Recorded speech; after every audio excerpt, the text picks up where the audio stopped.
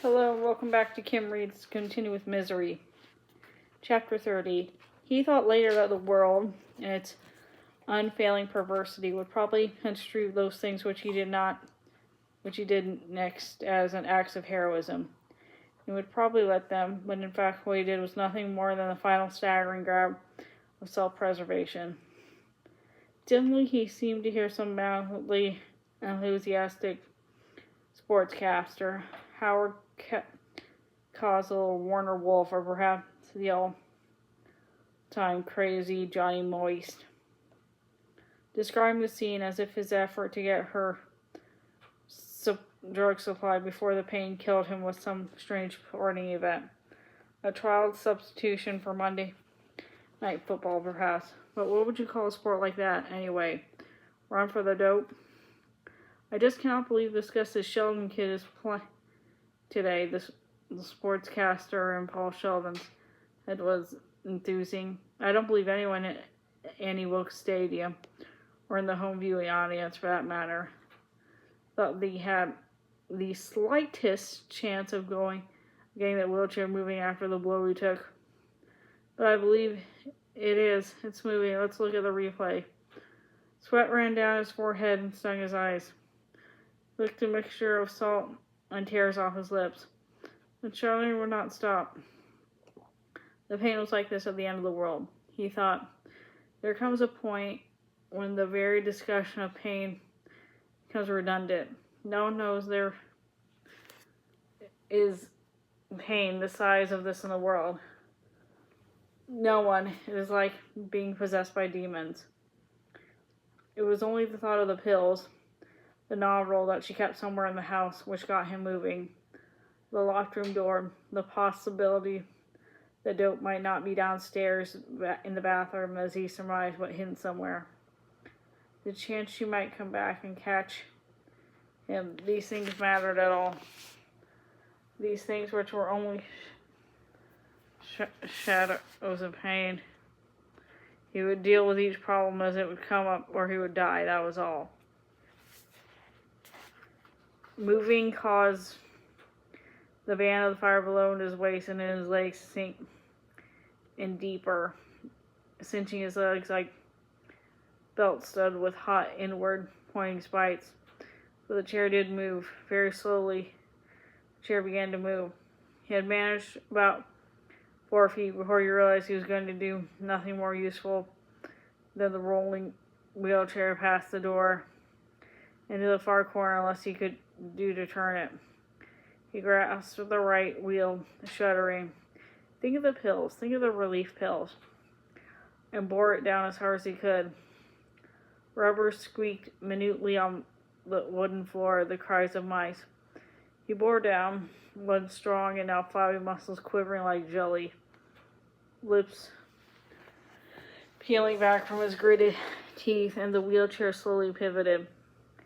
He grasped both wheels and got the chair moving again. This time he rolled 5 feet before stopping to straighten himself out.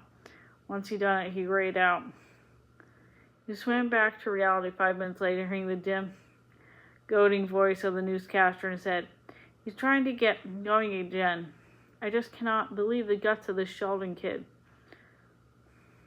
The front of his mind only knew about the pain. It was back-directed eyes. He saw it near the door and rolled over it. He reached down.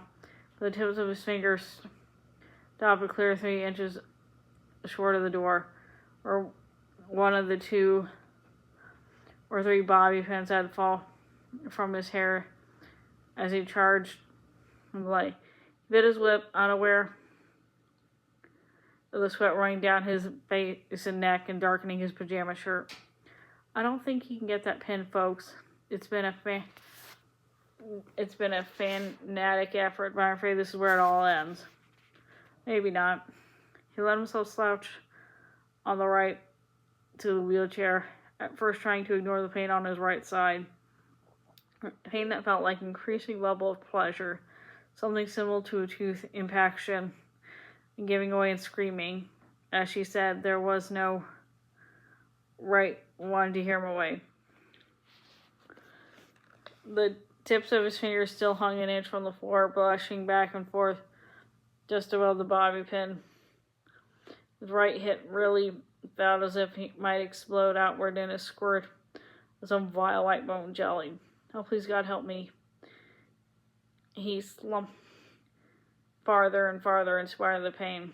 His fingers brushed the pin, but succeeded only in pushing in a quarter of an inch away.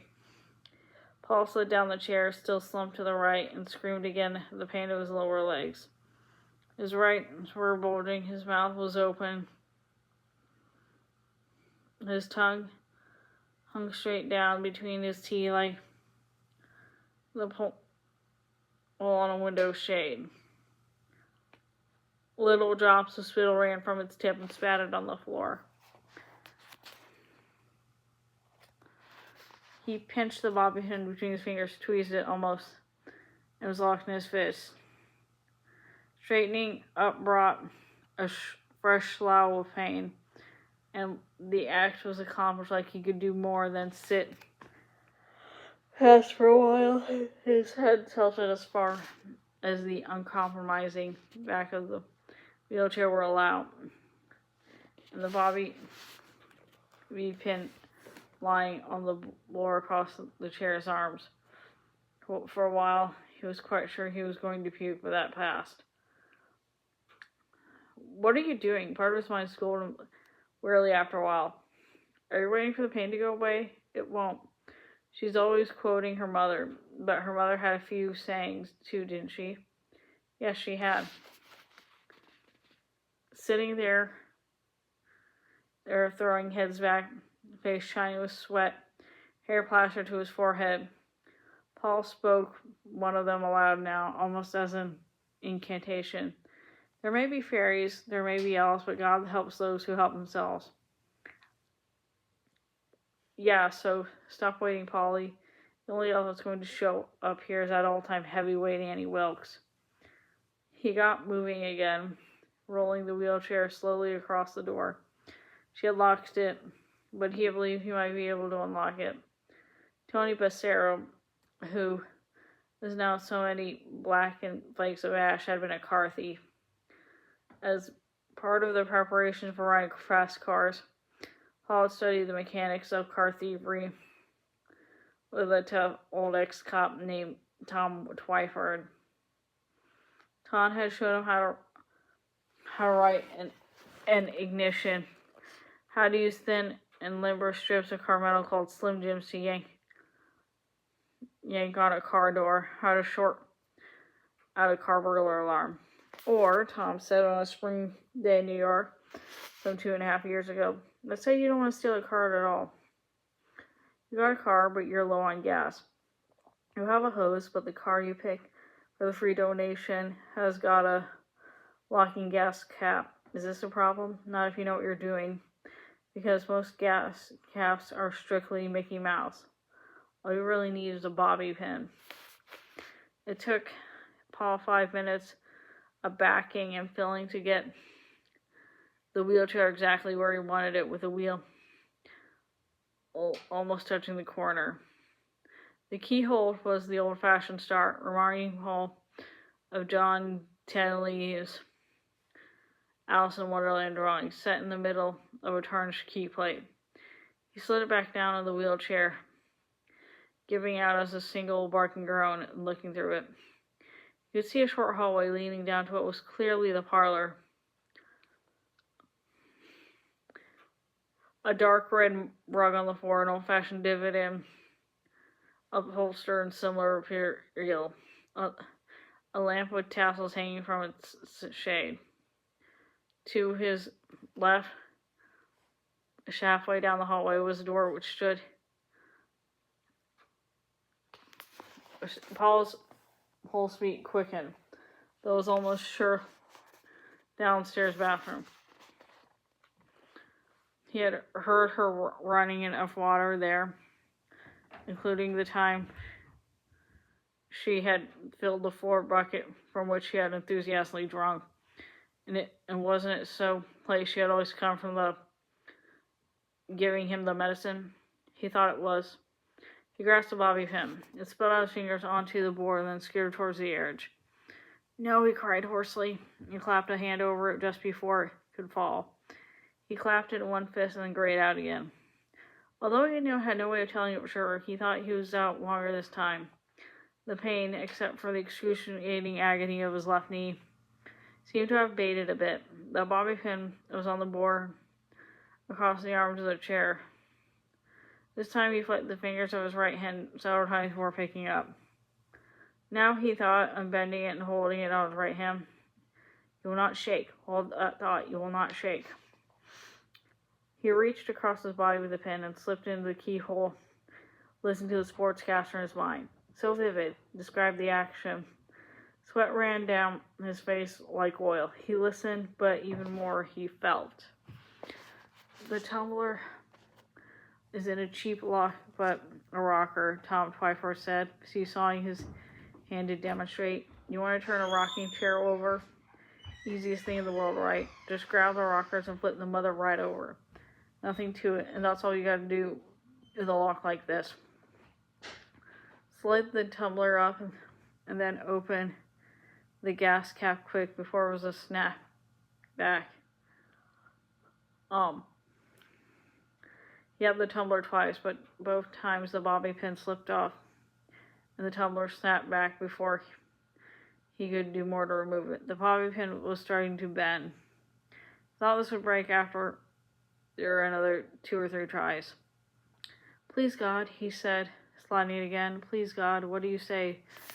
Just a little break for this kid, that's all I'm asking.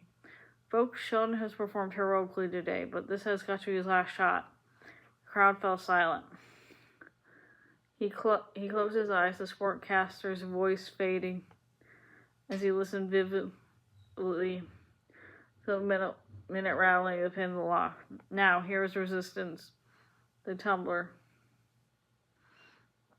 He could see it lying there like the curved foot of a rocking chair, pressing the tongue of the lock, holding him in its place. It's strictly Mickey Mouse, Paul. Just stay cool. When you hurt this badly, it's hard to stay cool. He grasped the doorknob with his left hand, reaching under his right arm to do it, and he began to supply gentle pressure to the bobby pin. A little more, and a little more. In his mind, he could see the rocker begin to move in its little dusty alcove. He could see the lock's tongue begin to retract. No need for it to go all the way. Good God, no. No need to turn the rocking chair, to use Tom Twyford's metaphor. Just the instant it was clear, the door frame a push. The pin was silently starting to bend and slip. He felt it happening. In desperation, he pushed upward as hard as he could, turned the knob, and shoved it to the door. There was a snap as the pin broke in two, the part in the lock falling in. And he had a dull moment to consider his failure before he saw that the door was slowly swinging open with the tongue of the lock sticking out of the plate like a steel finger. Jesus, he whispered. Jesus, thank you. Let's go get the videotape. Warner Wool screamed exuberantly in his mind as 1,000 Annie Wilkes Stadium. Not to mention the untold millions of watching at home broke into thunderous cheers. Not now, Warner, he croaked and began that long, draining job of backing and filling the wheelchair so he got a straight shot at the door. 31. He had a bad, no, not just bad, terrible, horrible moment when it seemed like the wheelchair was not going to fit. It was no more than 2 inches wide, but that was 2 inches too much. She brought it in collapse. That's why he thought it was a shopping cart at first, his mind informed him drearily.